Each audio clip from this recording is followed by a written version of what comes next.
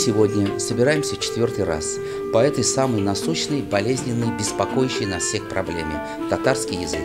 И мы хотим эту проблему решать под ракурсом нашего мегаполиса, большого города.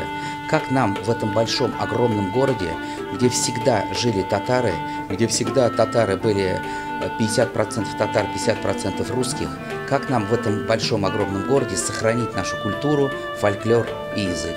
Ну, мы, собственно говоря, к этой ситуации тоже были готовы давно. Я еще в 2005 году писал серию статей на тему «Татарский бренд» и говорили о том, что татарский язык, на самом деле, несмотря на всю официальную пропаганду того, что это все красиво, на самом деле он, конечно, потихонечку начал умирать уже вот в 2000-х годах, потом очень много школ закрыли, нигде он реально не применялся, и мы решили тоже вот в какой-то степени проявить инициативу и сами что-то сделать. То есть я вот не сторонник того, чтобы делить, как обычно говорят, что вот кто-то говорит, нет, это все должно быть сделать государство, а вот мы, значит, этим пользуемся. Другие говорят, да нет, это мы должны с себя начать.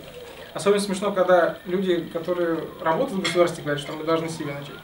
Хотя, казалось бы, их основная функция того, чтобы государство это делало. Государству тоже, я считаю, надо предъявлять требования, там, и кто что может делать в этом плане, там, я не знаю, хотя бы подписывать какие-нибудь письма, там, что-то такое. Ну, один из самых простых способов, например, которым я лично тоже пользуюсь, это писать в электронные приемные. То есть обязательно эта махина, она будет на это письмо рассматривать, там, отвечать и так далее. Ну, собственно, как вот противники татарского языка в Татарстане чем и берут, взяли уже, можно сказать, да, это они вот закидывали все это письмами всех этих людей, там, и прокуратуру, и Путину, там, и так далее.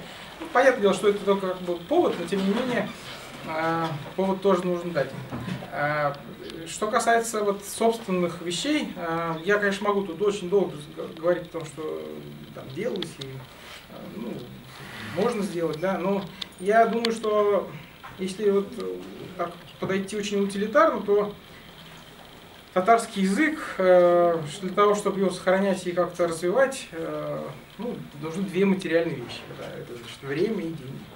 Вот. То есть время, собственное время тратить на то, чтобы что-то делать. Да? То есть, ну, конкретные вещи, например, там, участвовать в каких-нибудь татарских чатах, да? Вот, завести с друзьями, где только по-татарски общаетесь. Пускай там кто-то не знает, плохо говорит, но стараться это там. Ну, я не знаю, там, если человек в день 20-30 минут уделяет татарскому языку, я думаю, что никуда татарский язык не денется, и вот, человек только будет совершенствоваться в нем. Вот. Читать татарские книги. Если уровня татарского, значит, не хватает, чтобы читать, ну, либо времени нет, опять-таки, слушать татарские книги. Вот один из конкретных проектов, который я сам вот начал делать, это татарский, значит, татарский аудио СРЛ, есть группа ВКонтакте, есть телеграм-канал, где, значит, мы собираем там, ну, в основном с радио Татарстана забираем, но у нас есть конкретный список книг, которые мы и сами хотим озвучить. Вот. Сейчас с книгой издатом мы в контакт вошли и убираем пересекающиеся, может быть, с ними вместе будем. Ну, вот здесь уже как бы дело переходит к деньгам. Мне кажется, что создание собственных проектов очень важная штука.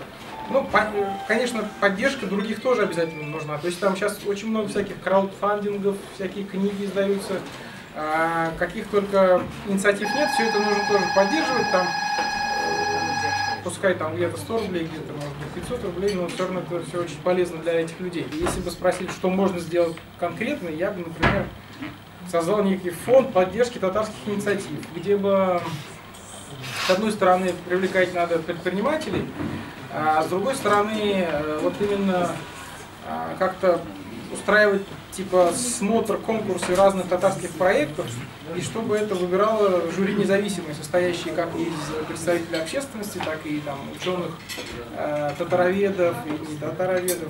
У нас, значит, татарский язык, он находится в общем, в большой опасности. То есть вообще в России пошла ставка, по большому счету, на унификацию, ну, скажем так, это, если называть вещи своими именами, это сусловская политика. У Суслова политбюро была такая идея превратить весь народ, многонациональный, все народы страны, в единый советский народ с русским языком и с советским мышлением в качестве религии. Сейчас, по сути, происходит примерно то же самое на новом историческом этапе, и вот мы, когда жалуемся на жизнь, мы немножко не очень хорошо себе представляем, что происходит в других национальных образованиях, даже в Туве, которая присоединилась к России через 25 лет после того, как это случилось с остальными народами, то есть там вот у них был гораздо больше гандикап для того, чтобы сохранить свой язык. У них там на тувинском языке говорят очень мало, там реально это был язык аулов, там, степей и прочего, а в городе уже тувинского не услышишь, в школе его не проходит, про то, чтобы сдавать экзамены, не слышали про это вообще никогда. Сергей Кужевец Шойгу, при том, что его папа был там одним из первых лиц в республике, он там по-тувински особо не говорит, ну и так далее, да, и о том, что он тувинец, не вспоминает. И так происходит везде, и это на самом деле большая ошибка, я считаю, национальной политики. То есть это ошибка для всей России, скажем так, для русского народа, который подминает это дело под себя, разравнивает и лишает себя больших ресурсов, дружеских подпиток и прочего. И это трагедия, беда для народов нерусских, потому что так не делается, так нельзя, и, в общем-то, конечно, можно там кивать на ирландцев, которые остаются ирландцами, якобы при том, что у них национально определяющих факторов не осталось, по-ирландски на гальских языках никто не говорит, они все говорят на английском, то есть у них из ирландского только кое у кого сохранившийся католицизм, да, и то, что они квасят безбожно круглые сутки, и там раз в год зеленую тряпочку надевают и идут маршем в День Святого Патрика по городу. Ну все, это, конечно, в их глазах делает их ирландцами, но ирландской нации помогает слабо. Меня когда спрашивали летом, я помню, Бизнес Онлайн проводил опрос на тему того, сколько проживет татарский язык, а тогда еще не было вот всего этого внезапного нашествия, такого, ответка такая, Орде прилетела от, значит, из Москвы. Да, от московского улуса. От вилаята, от в общем, высших сочинений территории, на тему того, что, значит, а давайте мы теперь будем по-нашему. Этого еще не было, и меня спросили, а как вы считаете, сколько татарский язык, там, какое у него прошлое? Ну, я там довольно оптимистично ответил, что, да, конечно, с одной стороны, все может быть хуже, с другой стороны, сейчас все стало сильно заметно лучше, чем, допустим, 80-е, 80-е, скажем так, годы, когда я рос, потому что татарский язык стал площадкой, на которой существуют не только там, допустим, в городах отдельно взятые ребятишки там, с татарскими фамилиями, которым не повезло вот в этом плане, они после уроков их вставляют на факультативное обучение татарского языка, как в мое время, остальные все идут домой. А сейчас это распространилось на всех. И в связи с этим большое количество жители, по крайней мере, Татарстана знают там татарских слов немножко больше, чем и Исямес, Шашимбуклара там, и Экмек, да? Вот, и поэтому некоторое погружение в среду произошло. Но при этом понятно, что это не может быть заметным в будущем, потому что вот, противники обучения татарского языка, они очень резонно ставят вопрос. Он гнусный, он подлый, особенно если татарин спрашивает, но он как бы такой логичный, да? А зачем мне нужен татарский язык? Как он мне пригодится? То есть лет 20-30 назад еще был актуальный ответ, чтобы ты мог понять своих дедушку-бабушку. Да? Сейчас уже этого варианта нет. Он ушел с дедушками и бабушками. Мои дедушки и бабушки, они там по-русски толком не говорили вообще. Я с ними не мог говорить на татарском языке толком, потому что я татарский в детстве, в юности не знал совсем. Сейчас я его немножко чуть-чуть подтянул, но тоже самое как собака. Понимаю, сказать не могу. Зачем он нужен? Для чего? Для того, чтобы вот общаться за столом, русского хватает. Для того, чтобы там писать статьи, русского хватает. И нам дают на самом деле ответ, подсказку на наши как бы коллеги, ну не коллеги, скажем так. Ну, есть хрестоматийный пример иврита, да, когда языка не было вообще, не существовало. То есть язык был стерт с лица земли, и 2000 лет его не было. Он оставался уделом священных книг иудеев и священнослужителей. Ни один еврей иврита не знал совсем.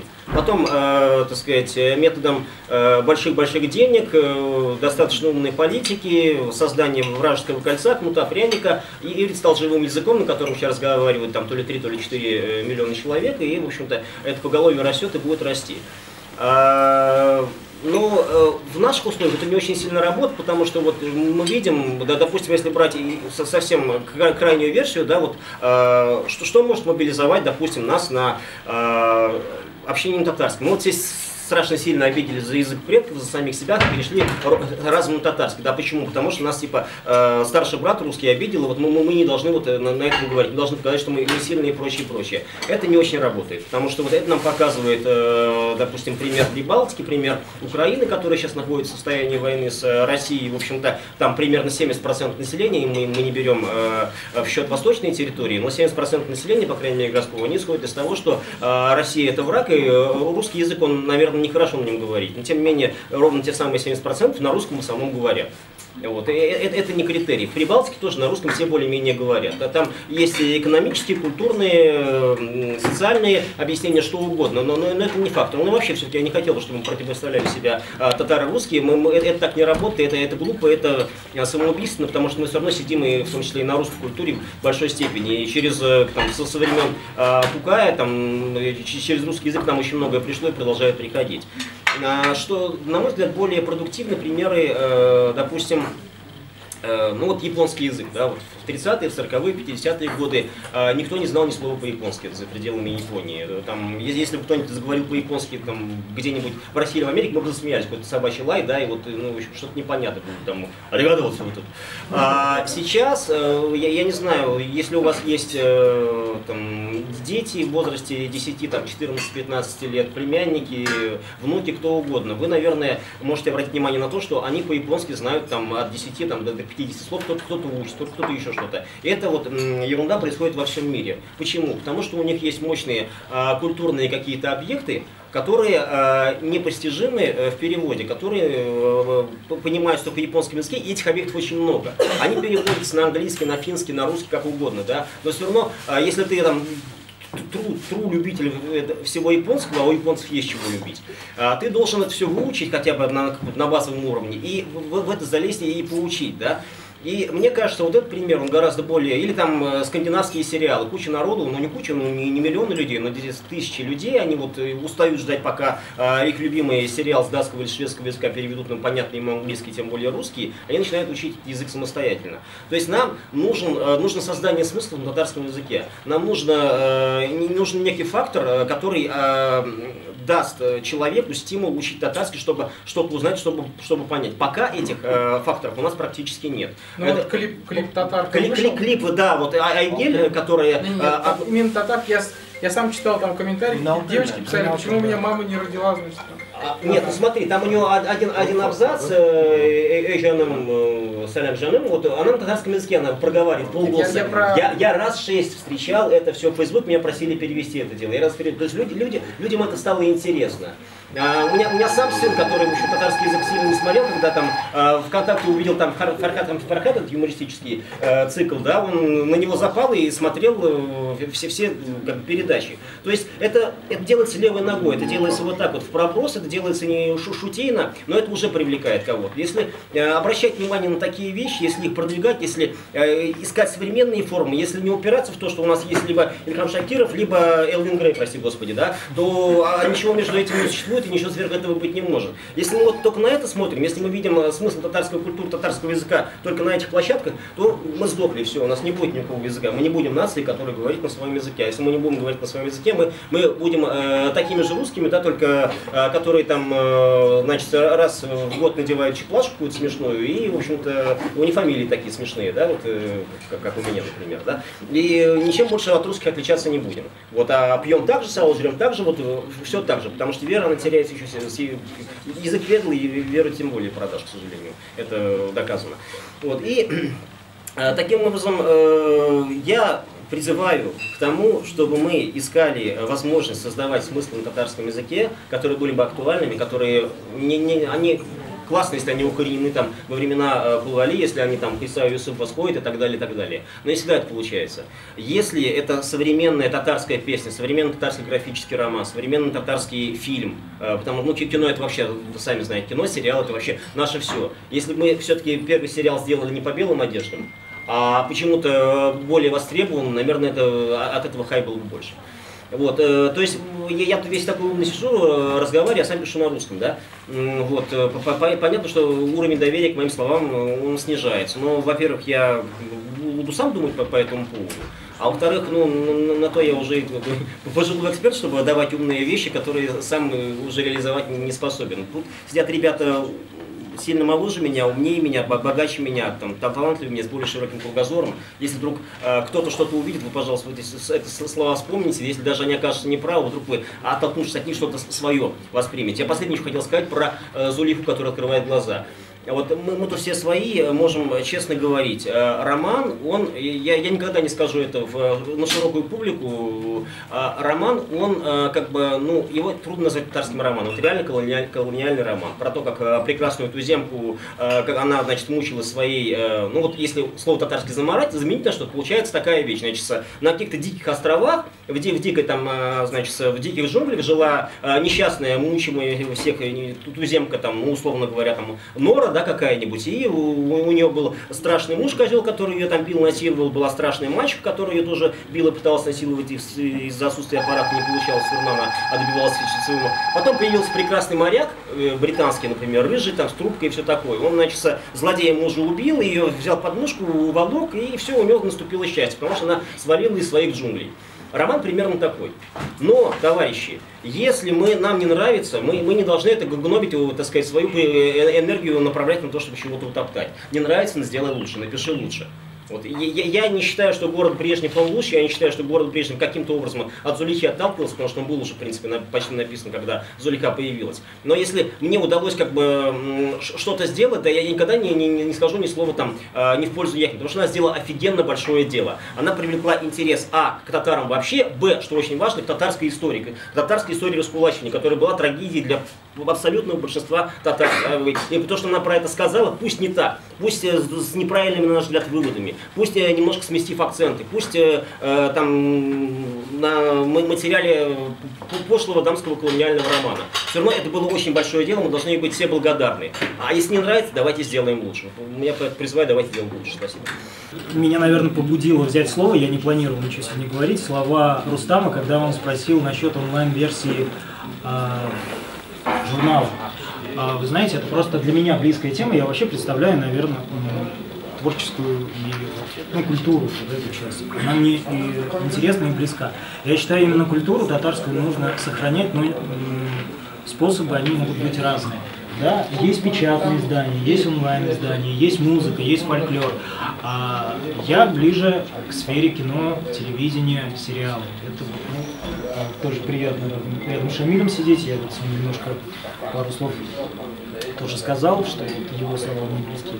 Так вот, многие из вас знают, что я в свое время организовал небольшую команду из талантливых представителей, актеров татар, многие из которых там снимаются в русскоязычных фильмах, сериалах, там, или выпускники таких проектов, как проект «Голос», это Эльмира Калимуллина и другие, там, Нафиса Хайруллина. И мы создали студию озвучания на татарский язык. Это никем не финансируется, это чисто мое и моих коллег инициатива. Мы озвучили пару серий сериала «Игра престолов». Почему именно этот сериал? Потому что, наверное, это привлечет внимание молодежи. Сейчас у нас есть несколько других проектов. Но о чем я хочу сказать, что полгода назад у нас была презентация самого проекта, который мы назвали Бренчи Студия. То есть первая студия озвучания на татарский язык. И мы хотели сделать нечто более глобальное, чем просто озвучивать американские, иностранные сериалы или фильмы на татарский язык. Мы хотим сделать портал. Многие из вас, наверное, смотрят сериалы или фильмы в интернете. Есть легальные ресурсы, такие как Иви, Амедиатека, в Америке это Netflix. Так вот, для того, чтобы сохранить нашу культуру, я считаю, что нужно сделать некий подобный портал, где будет не только, где будет разный контент, такого рода, как записи, это вот была инициатива как раз Эльмира Калимуллина, она говорила об этом в Казани на презентации, к сожалению, немногие это услышали, что нужно оцифровать старые записи Камаловского театра, других театров, вообще вот все, что есть, чтобы сохранить и передать это наследие. Я очень хорошо отношусь к печатным изданиям и всему-всему, но это все необходимо оцифровывать и давать доступ для того, чтобы... Но, знаете, я как бы учился на сценариста, есть такое понятие клиффхенгер, то есть это зацепка, крючок. Для того, чтобы поймать на крючок, нужно дать модное слово хайп. То есть то, что сегодня молодежи интересно. Вот ему интересно посмотреть «Игру престолов» Тахатлярова на татарском языке. Он зайдет на этот сайт, кликнет, посмотрит одну серию и посмотрит, что же там есть еще. Как только Татарстан стал где-то вот после 90-го года взрывное развитие произошло, и неожиданно выяснилось, что татарскую энергию освободили, и она буквально, так сказать, идет вперед, уже и не угнаться, уже и непонятно. К нам приезжал Силуянов, министр финансов, проводил коллегию, он говорит: ну вот удивительные вы люди татары, мы даем вам деньги, и вы что-то на них делаете. В любой другой, говорит, российский, русский регион даешь, вот в Калининградской области, 10 миллиардов перечислили, через неделю денег нет на счетах. Что сделали? Ничего не сделали. Как так, говорит, происходит? Что такое? А вы что-то делаете? Вы, говорит, из того мизера, который вам остается, что-то ухитряетесь еще даже опережающими темпами развиваться. В чем? То есть некая вот эта вот энергетическая составляющая внутренней татарской души, она еще себя не проявила. И я смотрю, и татарские предприниматели, они как-то интереснее, сильнее работают. Причем они работают, у них более действительно человечная экономика, чем даже уже признанный, как сказать, еврейский банковский капитал. Исламский капитал тоже вполне сознательно не пускает на территорию России, потому что как только это сюда войдет, это будет уже совсем другая история. Я подтвержу мысль и предыдущих ораторов, и своего соседа Рашида Ракибовича. У нас не такая катастрофическая ситуация даже с языком. Просто мы сегодня набрали такую высоту. Вот я только из Казани приехал, с такой радостью, где я только не был, везде татарский язык. Везде. Говорят, смеются. Когда я в 80-е годы приезжал, вот как эти молодые люди были студенты, даже, оказывается, в университете их там зажимали, не говорили, не давали им говорить. Но это уже, конечно, проблема нашей татарской молодежи. Надо было, это уже задним числом бесполезно, свой язык как-то не то что отстаивать, это вот правильно, вот мой сосед через одного человека, он говорил, что он как хотел говорить, так и говорил. Вот, так что с языком не так плохо. А вот насчет еще пока далеко мысль не ушла, что каждый народ какой-то в исторической спячке относится. Вот я родился в Казахстане, много лет там прожил. Вы знаете, казахов еще хуже не допускали никуда. Ни во власть, никуда. Ну, их просто не слышно было. Ни языка, ни их самих. Вы представляете, вот сейчас... Чтобы вам было понятно, самое поганое слово у казахов, если какого-то мужчины хотели оскорбить и говорить: «О, саудагар». Ну, это татарам, наверное, понятно. Спекулянт. Ну, саудагар, не то что спекулянт, даже саудагар, но кшетугар. Саудагар. А что такое капитализм? Это сауда. И вы знаете, это они вмиг одолели то, что евреи занимались 1000 лет этим, татары, может, 5000 лет этим делом занимались. Все у них так бурно расцветает, что народ какую-то энергетику, которую вы говорите, он сохранил, и везде, и сейчас, особенно тут много говорили про историю, очень много спорных книг выходит. Но пусть они выходят, все равно, я когда-то давным-давно еще таких разговоров не вели, я говорю, мы сначала тюрки, потом татары, потом казахи, потом еще что-то. Безнын бабалар бер, может быть, какие-то дальние источники. Я не могу сказать, кто. Я не настолько образован человек. И я еще как-то интуитивно говорю, что Чингисхан Бабай тоже безнын Бабай. Это Просто нужно жить своими мыслями, своими делами. И все для нашего народа и для тюркского народа оно наладится. Мы не одни в таком положении с языком, своей культурой, которую затирают. Вот сейчас мы с редактором разговаривали, как-то Медведев неудачно сказал, вот я в Татарстан войска веду. Ну, кто интернетом пользуется, я не совсем интернет-человек, но мне показали, я посмотрел, сколько в поддержку татар казахи, киргизы, узбеки, азербайджанцы, алтайцы. Очень много такой духовной поддержки. Так что весь тюркский мир будет выбираться. Даже вот то, что не приходит сюда исламский капитал, это очень печально, он все равно придет. Вот исламский университет. Кто думал, что у нас будет исламский университет? Уже открыли. И банк будет. Надо просто самих готовить, чувствовать себя татарами. Это очень важный момент. В принципе, в какой-то степени точка невозврата по языку, наверное, была пройдена давно уже, но при этом татары не перестали быть татарами. Интересный такой феномен. Вот. Потому что это одна из самых мощных национальных автономий, значит, общин на Южном Урале, татарская именно. Вот. И сейчас, вот после вот этих событий, значит, осенью этого года в 2,5 раза увеличилось количество слушателей курсов татарского языка. Вот. Причем люди пошли не только молодые, и среднего возраста, и старшего возраста, и много молодежи. Никто никакой команды не давал, как-то так вот получилось спонтанно, на каком-то подсознательном уровне. Вот. Видимо, какие-то все-таки есть вот эти вот работают механизмы самосохранения, когда уже прижмет, как бы вот начинают воссоздаваться. Вот. Ну и вот я думаю, что как нельзя актуально сейчас, и, кстати, вот эта вот идея наша, которую мы давно уже предлагали, но сейчас мы уже вот решили сами разработать проект некого соглашения и распространить по всем нашим, значит, каналам, по автономиям, местным, региональным, значит, представительствам исполкома на местах. Значит, ну, некий договор о сотрудничестве, да, между любой, там, условно, общественной организацией татарской в любом месте, независимо от уровня, местной, региональной, там, какая угодно. Вот. И, допустим, две таких вот организации подписывают между собой соглашение.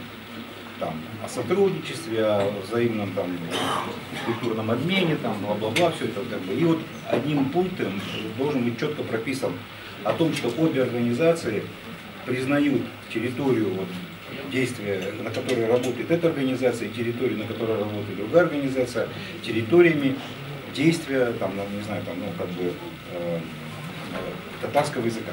Да? Вот. И, то есть надо вот это все продумать и правильно юридически оформить.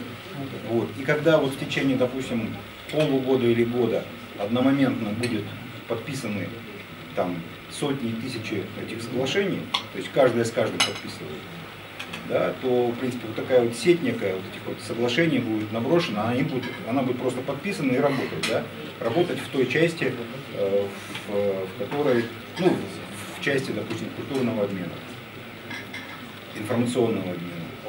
Но когда дело дойдет до дела, а я думаю, что оно дойдет уже при нашей жизни, я думаю, что в течение ближайших 10-15 лет, в принципе, я думаю, что сможет заработать и пункт вот, касаемый языка. У нас очень много проектов. У нас молодежный клуб «Бардамбек», если кто не слышал. Вот недавно, в октябре, мы проводили совместно с автономией Московской области, совместно с Министерством культуры Татарстана и Советом муфтиев России молодежный форум «Урман-Куле», который в следующем году Лагерса опять будем делать. Ну, более, наверное, масштабнее. Дальше у нас планы какие? Вот этот языковой вопрос, татарский вопрос мучает сейчас всех. Но меня она мучила еще тогда, когда она вообще даже не вставала, потому что для меня, как бы для выходца из Татарстана, из татарской совсем деревни, где даже геометрию изучают на татарском языке,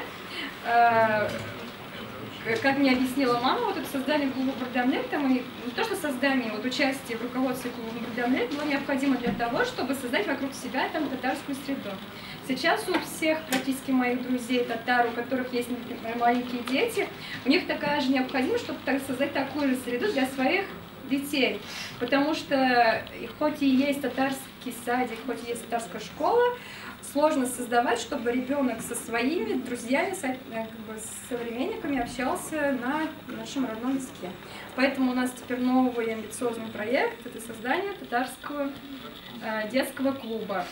Пока у нас он будет проходить с интервалом 2 недели, потом он наберется, я надеюсь, неделю, потом, может быть, когда-нибудь и каждый день. Дети занимаются совместно с родителями, изучают татарские, не то что стишки, это детский фитнес совместно с татарскими куплетами, это раскраски, это какие-то там, не знаю, там мелкая работа, но все на татарском языке. Вот. И, конечно, проект татарский коворкинг, но про это даже пока рассказывать не хочу, чтобы не сглазить, но когда оно уже обретет какие-то там формы, обязательно приду рассказывать, вот так опять вас занять, отвлечь от еды, от соков. Вот, что еще? У нас есть татарский разговорный клуб, который работает я просто русские названия недели не очень хорошо. По вторникам и пятницам у нас заседание Татар Спикинг Клаба в Татарском культурном центре в нашем кабинете.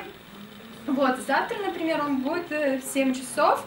Мы играем татарские настольные игры. У нас их много, и здесь я тоже как-нибудь предлагаю провести вот прям фестиваль татарских настольных игр. У нас их там штук 5. Мы пишем комиксы на татарском языке. Это очень интересно, потому что это заставляет работать на татарском мозг даже тех, кто очень плохо знает по-татарски. Потому что надо и рисовать, и рассказывать на татарском.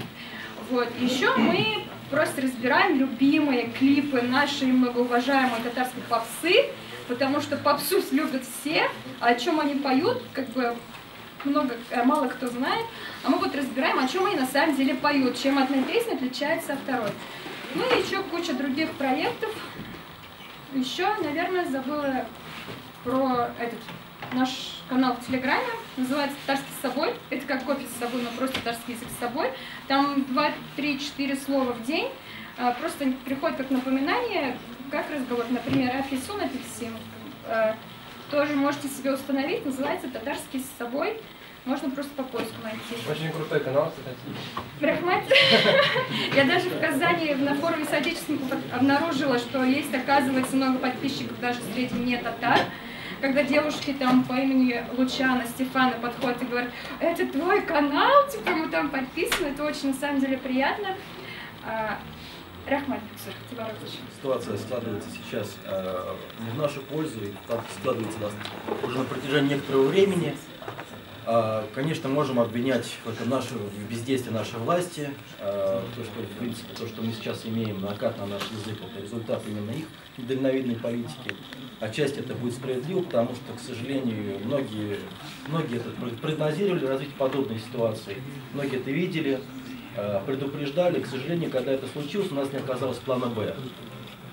Вот это самое ужасное, потому что, в принципе, ситуация она прогнозировалась. Потому что череда событий, которая уже вела вот именно к решению Госсовета, как апофеоза вообще произошедшего, в принципе, это все читалось, и, к сожалению, как бы наши власти, они оказались несостоятельными. Да? То есть сейчас они вынуждены демонстративно нам говорить то, что, дескать, не нужно сейчас нам об этом говорить, мы так все понимаем. Это все для того, чтобы дестабилизировать нашу республику, дестабилизировать ситуацию. Ну, как бы, знаете, уже когда, что называется, после драки кулаками махать, понятно, что сейчас уже, как бы, наверное, ситуация будет складываться. Есть разные сценарии, я думаю, что многие из вас знают, что там будут и экономические какие-то притязания на республику. Тем не менее, конечно, это все печально и прискорбно, но мы сейчас, исходя из того, что мы имеем, наверное, вряд ли что-то можем вот сейчас сделать. Я просто хочу призвать всех и каждого, вот как вот, допустим, Рима, как вот Адель, эти люди, которые делают, пытаются что-то сделать, как пример самоорганизации, да, и замечательно это место, которое сейчас мы собрались. То есть вот именно каждый из нас, вот, как бы это отдельный такой боевой юнит, да, в этом деле. То есть каждый из нас может собрать какой-то вокруг себя татароязычный клуб, там, татароязычное сообщество, там, сделать какой-то маленький свой вклад в это дело. И самое главное, то, что сейчас мир, он очень сильно глобализуется, и вот именно грани между языками, между культурами, между какими-то вот такими цивилизациями, да, они постепенно стираются. То есть языки, они уже не являются чем-то таким монолитным, как было раньше. То есть английский язык доминирует. И в принципе, если мы делаем грамотный и красивый контент на татарском языке, то он будет интересен не только в рамках России или тюркоязычного мира, он будет интересен всему миру. Сейчас информация распространяется со скоростью света. Если что-то где-то в одной части мира происходит, другая часть мира уже все знают. Поэтому как бы все на самом деле упирается в талант человеческий, как это всегда и бывает.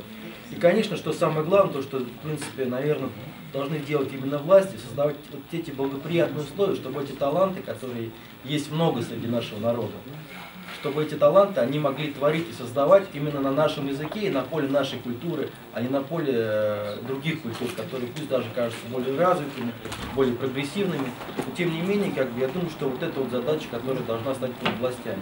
А перед нами, простыми людьми, я думаю, что достаточно будет то, что мы будем более самоорганизовываться и относиться просто друг к другу с большим как бы, вниманием, большей любовью, что ли, не знаю.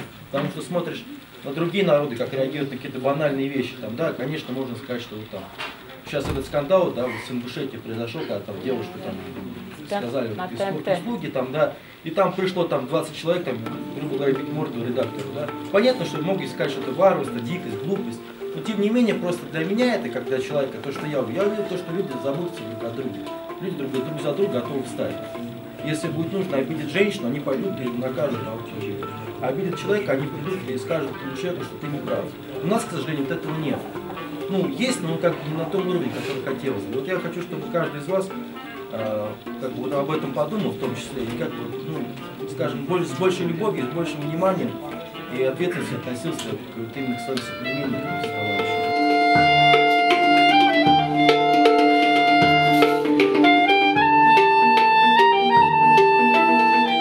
Не собираюсь изобретать велосипедов, проект только один.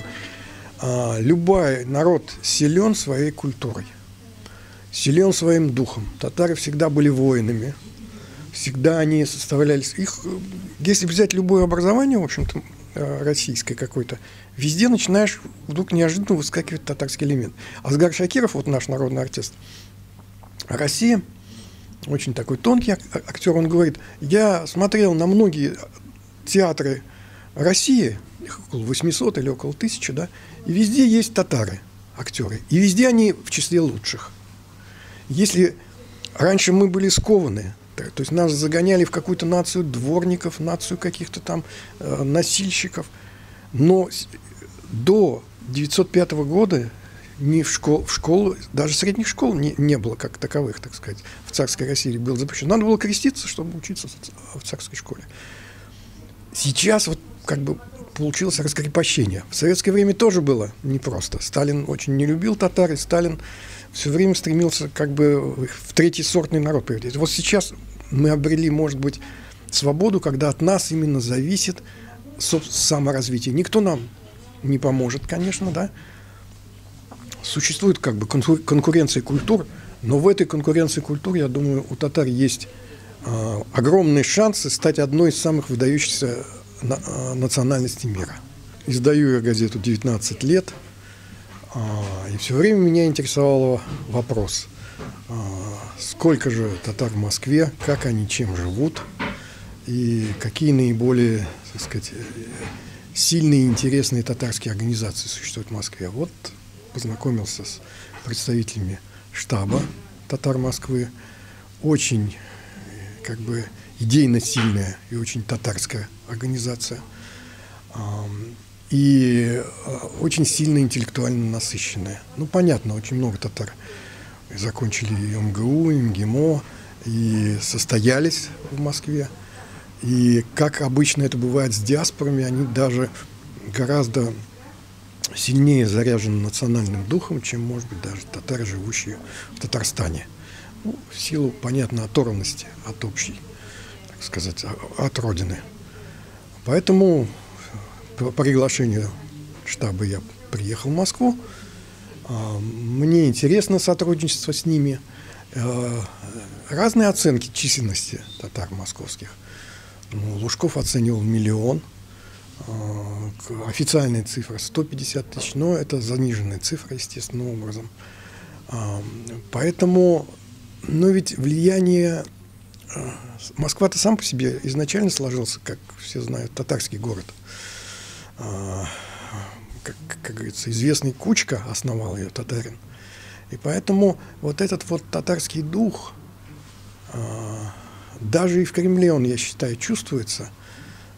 И даже как бы на улицах. Это очень мощный пассионарный импульс, который в глубине, в подводном течении, но всегда ведь есть как бы течение на поверхности, которое вот вроде бы бурное такое, а есть какие-то совершенно подводные течения глубины, которые определяют реальное движение воды.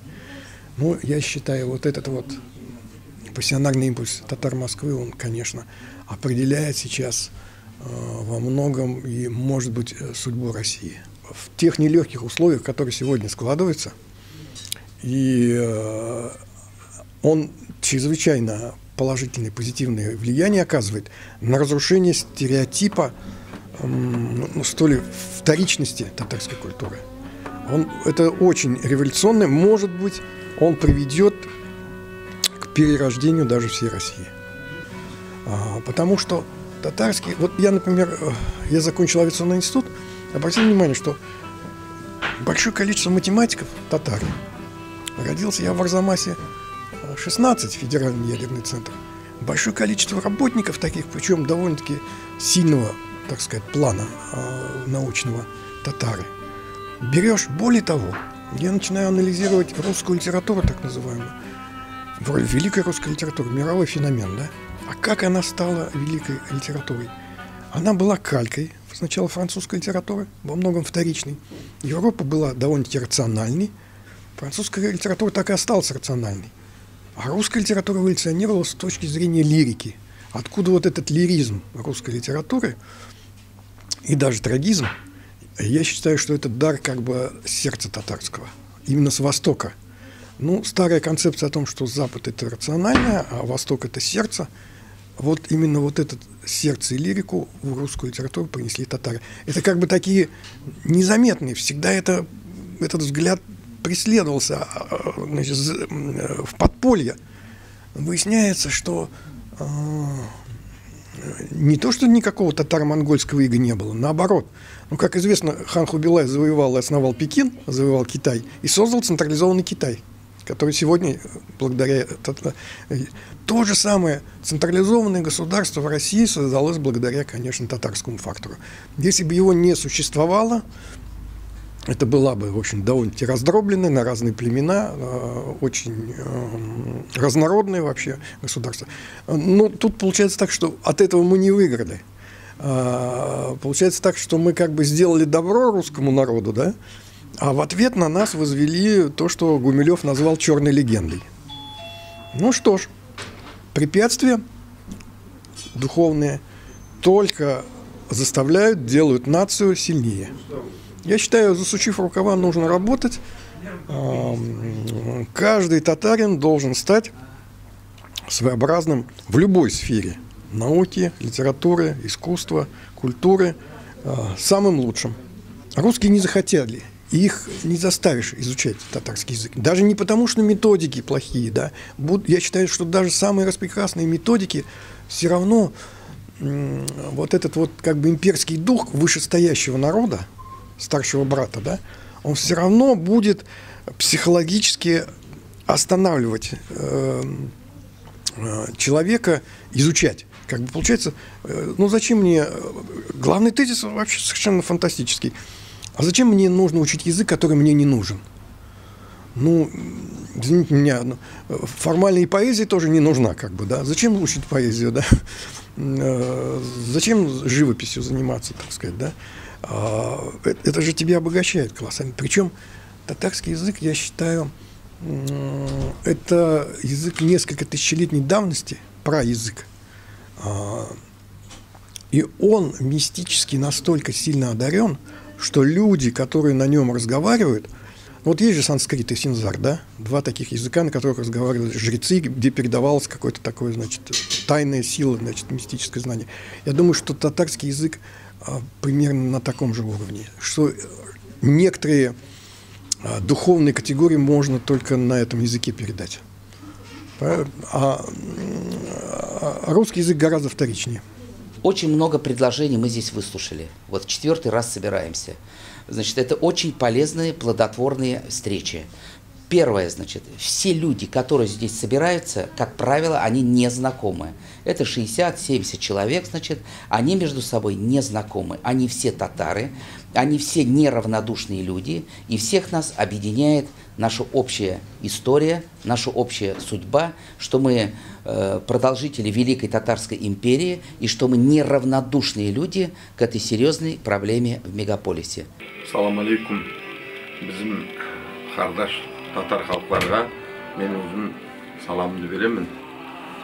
Bizim özükte bizde tarihlar көп uzak zamandan alıp keledi. Noğayman Tatar bir halk. Biz birşe bolğamız, dayımda bir yaşağamız, bir istoriyada da bärinde birşe kelgenmiz deyik. Biz bugün de Tatar halkты bek özümüzün yuğup halkımız dep göremiz. Bugün деп айтайық, татар халққа да, ноғайларға да, мен ноғай, ноғайларға да бізге бүгін тыныштығы бейінді болады. Но біз өзіміздің тілімізді, дінімізді, тарихларымызды сақлама тарапыз. Тілімізді, тілі жоқ адам, ол миллет болмайды. Біз тілімізді сақлама арапыз. Міне сіз Татарстан бек икон халық, Россияда сіз бек яқшы белгілі халық. Сіздің күшіңіз де бар. Біз сізбенен, мен Қазанда да боламын. Сізге бүгін көп құллық етесіңіз, ясылар көп құллық етеді, тілді сақлама. Бізге тілді сақлау керек. Біз, конечно, сегодня не ущемляем, не говорим, что великий русский язык не надо. Русский язык тоже надо знать, его мы не знаем даже. Без него мы не можем обойтись, без русского языка мы даже не можем общаться. Но татарский язык, наш нагайский язык, это тюркский язык. Сегодня полмира можно ездить, быть везде и поговорить на своем языке.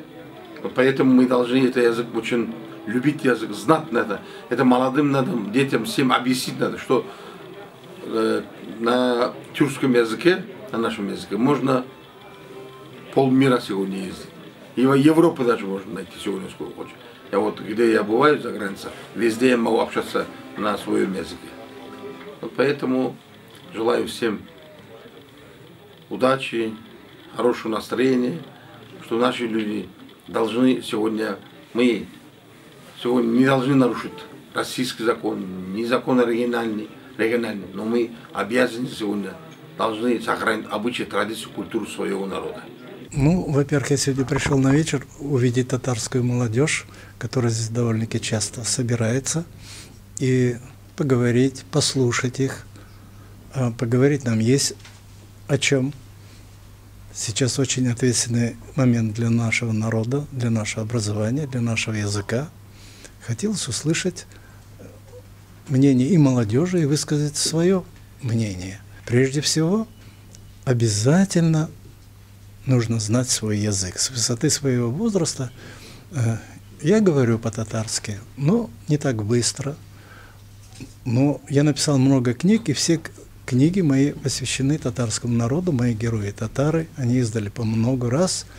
Всю свою прозу я перевел за собственные деньги на татарский язык, и они абсолютно все печатали в журнале «Казан Атлары». Но у меня были очень хорошие переводчики, и книги мои выходят на татарском языке. Поэтому я все-таки где-то в компании общаюсь на татарском языке. Ну, Союз писателей в Казани, бываю там недавно, тоже по проблемам языка. мы встречались и подводили итоги литературного года в Казани, но все наши мысли, все наши тревоги сошлись о проблеме языка. Те 2 часа, которые кто-то нам великодушно разрешил заниматься в школе, я думаю, что это очень мало. Хотелось бы еще сказать молодым татарам, чтобы обязательно знали свой язык, женились на соплеменницах. Это очень важный момент в жизни, потому что это казалось частное дело, но когда появятся детки, это очень большущая проблема. Поэтому 10 раз надо подумать, когда вы делаете выбор и девушкам, и парням. Вот я видел много и счастливых браков, и проблемных браков. Вот это хотелось бы лично обратиться к молодым. Главное в сохранении татарского языка, мы считаем, это в душе, в сердце, в мозгу, чтобы каждый татарин себя считал татарином. И чтобы у каждого татарина любовь с пеленок была к татарскому языку. Вот это наша позиция была 20 лет назад, и она актуальна особенно сегодня. Ведь можно открыть мечети, они будут пусты, если они будут ходить. Можно открыть татарские школы, детсады. Надо, чтобы это было все востребовано, чтобы это было нужно, необходимо. И поэтому хочется применять такие слова, как тренинг, сознание, перезагрузка. Но где-то мы рядом. Мы хотим поменять сознание, переродить сознание. Вот. Если она сөйтеблян көрмәсә, штаб сөйтеблян кертергә, и шул татар телен яраттырга, бүтін яшьләр безнең татар теле турында койгырып, яратып, киләчәктә татар семьялары құрып, шулай итеп сакларга тиеш.